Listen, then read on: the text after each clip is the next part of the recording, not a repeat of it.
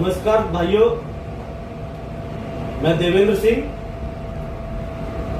मैं पिछले 2 साल से मुंबई में रह रहा हूँ और मुंबई में आपको पता ही है, मुंबई में क्या पूरे देश में, पूरे विश्व में आज जो महामारी फैली हुई है वो कोरोना की वजह से महामारी फैली हुई है, आपको सबको पता है। तो मैं आज आपको कोरोना के बारे में कुछ बताऊंगा। कोरोना के क्या लक्षण है वो बताऊंगा।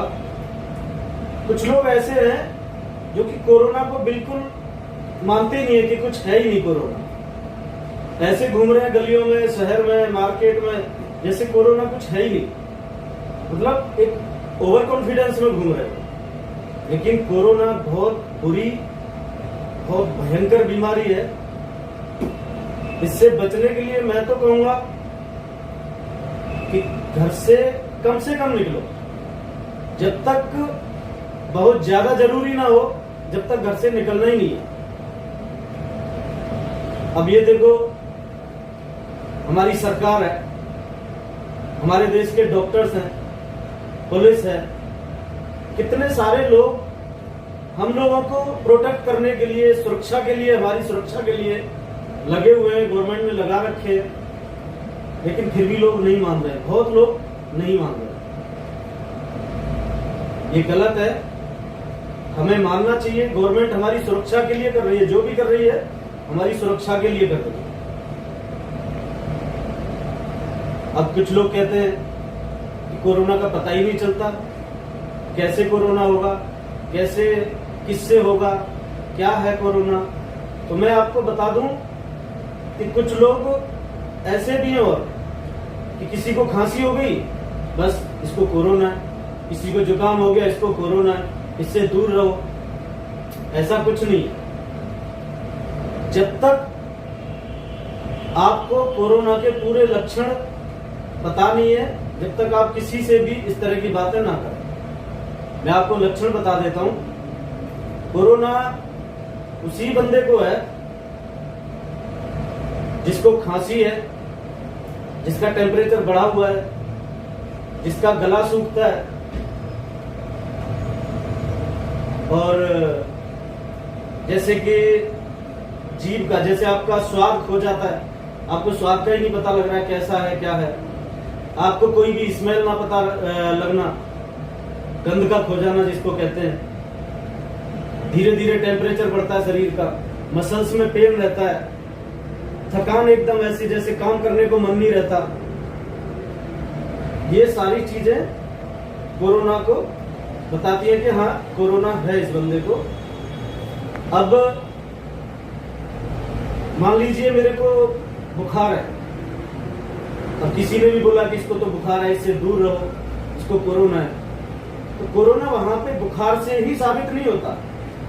जब तक कि ये सारी चीजें नहीं होंगी, जब तक कोरोना का कुछ कह नहीं सकते कि कोरोना है।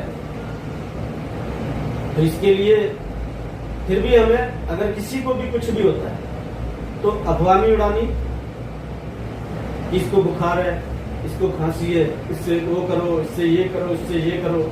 ऐसा कुछ नहीं करना। बस सोशल डिस्टेंस बना के रखो और उसको राय दे दो कि आप जल्दी से जल्दी मेडिसिन लो और ये बुखार, खांसी, जो कुछ भी आपको, इसका खत्म करो, इसका निवारण करो। अब देखो, मैं मुंबई में रह रहा हूँ, 2 साल से मुंबई में रह रहा हूँ, पिछले 2 साल से। और आज की डेट में तो आपको पता ही है कि इंडिया में सबसे ज्यादा केस कोरोना के मुंबई में आ रहे हैं। वो क्यों आ रहे हैं? ओवर कॉन्फिडेंस, जागरूक ना होना, पता ना होना। कुछ लोग ऐसे हैं, मार्केट में जाएंगे, बस पता लग गया कि आज 10 बजे से 7 बजे तक मार्केट खुलना है, बस वो भी हड़बड़ी होगी, निकल के थैले निकलने लगे, मार्केट में पूरा भीड़ कर दिया, सोशल डिस्टेंसिंग खत्म हो गई। किसी को है भी, उसका तो किसी को पता है नहीं कि किसको है, फिर भी मार्केट में एक दूसरे से चिपक रहे हैं, सामान खरीद रहे हैं। भाई ऐसा करना ही नहीं है। आपके घर में आटा है, चावल है, नमक है, नॉर्मल चीजें तो रहती हैं ही। कुछ भी होगा तो ऐसी सरकार ऐसा नहीं करेगी कि आपको भूखा मार देगी। वैसे भी फ्री में आपके घर पे राशन पहुंचा रही है पुलिस। किसी को जरूरतमंद को खत्म हो गया, किसी के घर पे कुछ भी नहीं है, तो उसको फिर भी गवर्नमेंट पहुंचा रही है फ्री में। तो हड़बड़ी से कुछ नहीं होना है। जो भी करना है सावधानी से करो, अच्छे से करो, गवर्नमेंट के नियमों का पालन करो। पुलिस लगी हुई है, रास्ते में जा रहे हैं, पुलिस से बचने के लिए नए गलत तरीके यूज कर रहे हैं। पुलिस से बच जाओगे लेकिन कोरोना से नहीं बच सकते।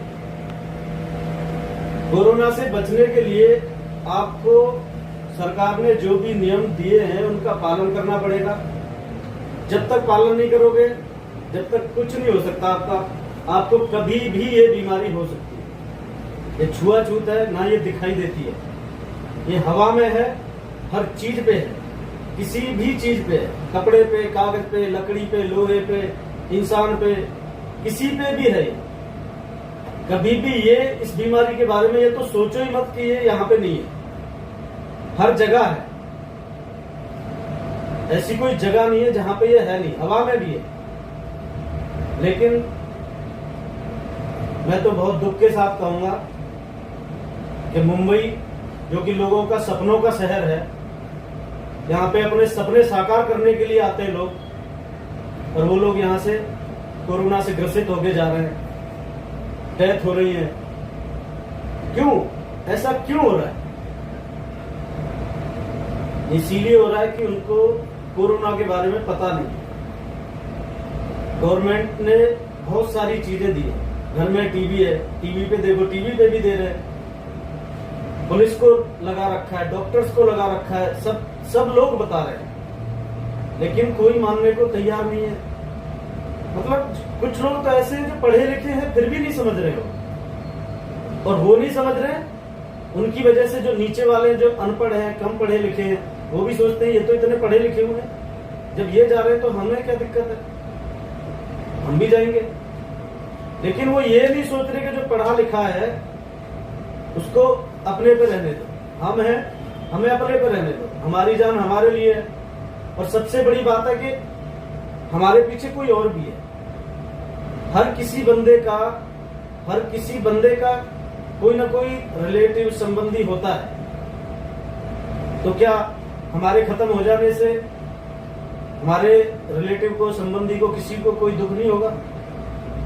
और सबसे पहली बात तो यह कि हमें खत्म होना ही क्यों है? खत्म होना ही नहीं है। तो मैं तो दोस्तों यही कहूंगा कि जब भी बाहर निकलना है तो तभी निकलो जब आपको पूरा अच्छा सा लगे कि हाँ मेरे को अब ये चीज की बहुत ज्यादा जरूरत है। जैसे दवा हो गई, सब्जी हो गई, कुछ ऐसी चीजें जिनके लिए लगे कि मेरे को जाना ही पड़ेगा, तो तभी निकले घर से। लेकिन घर से भी ऐसे ना निकले। सबसे पहले आपको आपकी जेब में एक हैंड सैनिटाइजर होना चाहिए, छोटा सैनिटाइजर होना चाहिए।